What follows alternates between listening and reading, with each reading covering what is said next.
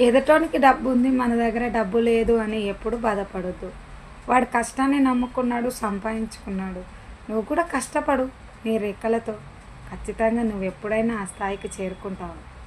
ఎప్పుడు నేను ఇలాగే ఉన్నాను అని మాత్రం బాధపడకు. బాధపడి లాభం లేదు. ఎందుకంటే నీ రెక్కలు నిన్ను నమ్ముకో. నువ్వు కష్టాన్ని అనేది సంతోషంగా తీసుకో. ఎప్పుడైనా పైకి వస్తావు.